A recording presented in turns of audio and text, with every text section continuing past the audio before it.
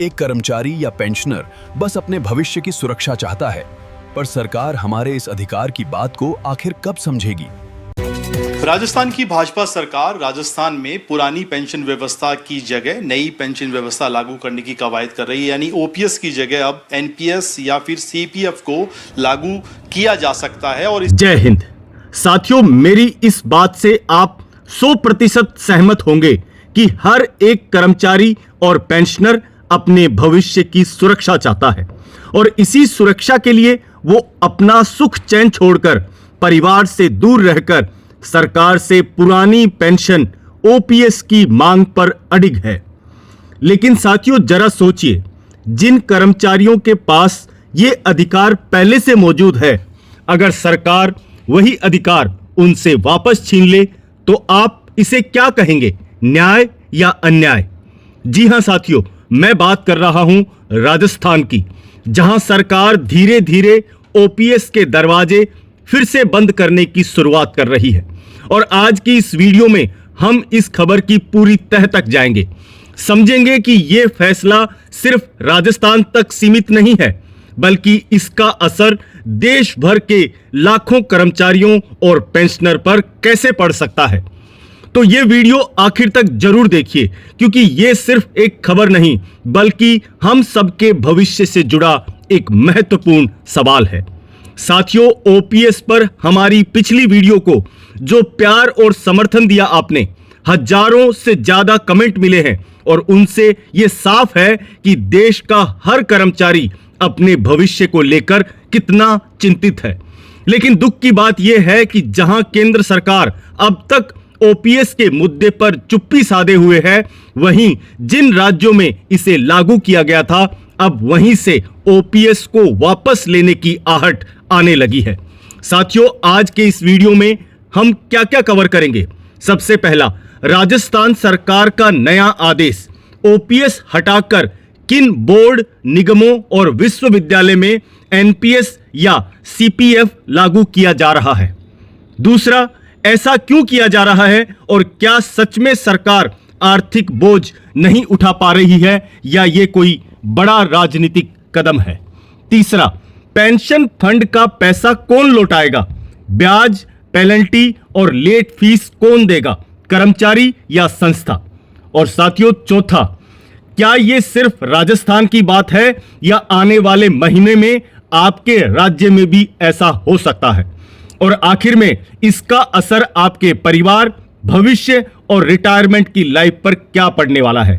तो साथियों, अगर आप सरकारी कर्मचारी हैं, पेंशनर हैं या भविष्य में सरकारी नौकरी की तैयारी कर रहे हैं, तो यह चैनल आपके लिए है। आपकी पेंशन, नौकरी, नियम और कल्याण से जुड़ी हर सच्ची खबर हम आप तक सबसे पहले पहुंचाते हैं। तो अभी इस चैनल को सब्सक्राइब कर लीजिए। साथियों, आपसे रिक्वेस्ट है कि चैनल का सब्सक्रिप्शन बिल्कुल फ्री है, तो आज ही आप सब्सक्राइब करें और ऐसी न्यूज सबसे पहले पाएं। और साथियों, बेल आइकन जरूर दबाएं ताकि आपको लेटेस्ट अपडेट का नोटिफिकेशन मिल सके। चलिए साथियों, शुरू करते हैं। सबसे पहले, राजस्थान का सच, ओपीएस से एनपीएस की वापसी कैसे शुरू हुई? राजस्थान सरकार ने आदेश जारी किया है कि जिन बोर्ड, निगम, स्वायत्त संस्थाओं और विश्वविद्यालयों की आर्थिक स्थिति कमजोर है, वे ओपीएस छोड़कर एनपीएस, सीपीएफ या ईपीएफ सिस्टम अपना सकते हैं। इसका सीधा मतलब है अब हर संस्था में ओपीएस लागू करना जरूरी नहीं होगा। कर्मचारी या पेंशनर के पेंशन फंड में जमा राशि उन्हें ब्याज सहित वापस दे दी जाएगी, लेकिन वो अब ओपीएस का लाभ नहीं ले सकेंगे। लेट फीस और पेनल्टी की जिम्मेदारी कर्मचारी पर नहीं, बल्कि संस्था पर होगी। साथियों, अब यह समझते हैं कि यह समस्या कैसे पैदा हुई। 20 अप्रैल 2023 का वो दिन याद होगा जब गहलोत सरकार ने ओपीएस लागू करने का आदेश जारी किया था। 1 लाख से अधिक कर्मचारियों ने एनपीएस से ओपीएस में शिफ्ट होकर 590 करोड़ रुपए निकाल लिए थे। इसके बाद पीएफआरडीए, केंद्र सरकार जिसे सीधा कहेंगे, केंद्र सरकार ने कहा एनपीएस का जमा पैसा वापस नहीं दिया जा सकता, क्योंकि यह ऑलरेडी फंड में इन्वेस्ट किया जा चुका है। सरकार ने कई सर्कुलर जारी किए, पैसा वापस मांगने की कोशिश की, लेकिन सफल नहीं हुई। कौन? राजस्थान सरकार। अब ये सरकार ये कह रही है, राज्य सरकार ये कह रही है, जो संस्थाएं पेंशन का बोझ नहीं उठा सकती वे ओपीएस लागू करना बंद कर सकती हैं। साथियों, आपकी जानकारी और आप जानते भी होंगे कि राजस्थान में अभी बीजेपी सरकार है, इस बात को ध्यान में रखा जाए। साथियों, अब यह समझते हैं कि यह खबर इतनी बड़ी क्यों है। यह एक राज्य की खबर है और मैं आपको इसे पूरे देश से कैसे जोड़ के देख रहा हूं, तो इसको समझते हैं।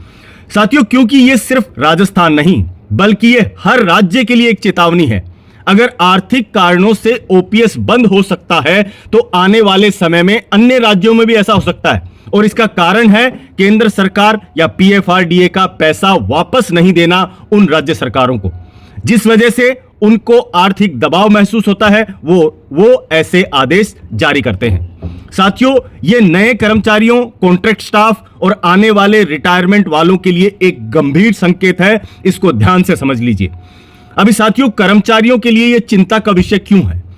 इसका सवाल यह है कि क्या फिर से कर्मचारियों को बुढ़ापे में असुरक्षित छोड़ दिया जाएगा? अगर हम ओपीएस की डिमांड क्यों कर रहे हैं, और इसीलिए हम ओपीएस के मुद्दे पे बात कर रहे हैं कि हमें निश्चितता चाहिए, हमें श्योरिटी चाहिए, गारंटी चाहिए, ताकि बुढ़ापे में किसी के सामने किसी भी चीज के लिए इस तरीके से दर दर ना भटकना पड़े, उसे एक निश्चित अमाउंट की पेंशन मिल सके। साथियों, क्या ओपीएस सिर्फ एक चुनावी वादा है? क्या कर्मचारियों के भविष्य को सिर्फ एक वोट से देखा जाता है? 30-35 साल की सेवा के बाद भी क्या उनका भविष्य अनिश्चित रहेगा? ये सवाल हैं और इसी की वजह से कर्मचारी की ये सब चिंताएं हैं।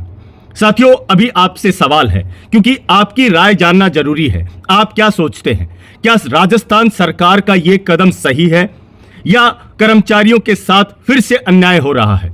कमेंट बॉक्स में अपनी बात जरूर बताएं। और साथियों, आपकी जानकारी के लिए बता दूं कि 9 नवंबर 2025 को ओपीएस बहाली को लेकर एक बड़ा आंदोलन होने वाला है, जिसकी अध्यक्षता डॉक्टर मनजीत सिंह पटेल कर रहे हैं, जो कि all India NPS employee federation के प्रेसिडेंट है। मैं अपने पिछले वीडियो में भी बता चुका हूं कि अगर आप अपने अधिकारों को लेकर सजग हैं, अपनी बात को सरकार तक पहुंचाना चाहते हैं, तो इस आंदोलन का हिस्सा बन सकते हैं, ये आपकी मर्जी है। इसके बाद साथियों, आपकी आवाज बहुत मायने रखती है, इसलिए अपनी राय कमेंट में जरूर बताइए। और आप बताइए कि आप ये वीडियो कहां से देख रहे हैं, और राजस्थान के सभी भाइयों से रिक्वेस्ट करूंगा कि आप पक्का कमेंट करके बताएं कि क्या आपको ये जो आदेश आया है इसमें क्या दिखाई देता है, क्या फ्यूचर लगता है कि अगली गाज किसके ऊपर गिरने वाली है। और साथियों, आपसे एक रिक्वेस्ट है, अगर आपको लगता है कि यह जानकारी हर कर्मचारी तक पहुंचनी चाहिए तो इस वीडियो को ज्यादा से ज्यादा लाइक करें और अपने ग्रुप और सभी साथियों के साथ शेयर करें। चाहे आप कोई भी सोशल मीडिया यूज कीजिए, व्हाट्सएप, टेलीग्राम, आप फेसबुक, आप इंस्टाग्राम, ट्विटर, कुछ भी यूज कर सकते हैं, और ज्यादा से ज्यादा इस वीडियो को, इस जानकारी को शेयर करें। साथियों, चैनल को सब्सक्राइब करना ना भूलें, और मिलते हैं एक अगली वीडियो में, जो कि होगी आपके भविष्य, आपके हितों से जुड़ी हुई एक नए सच के साथ में। तब तक के लिए जय हिंद, जय भारत, वंदे मातरम।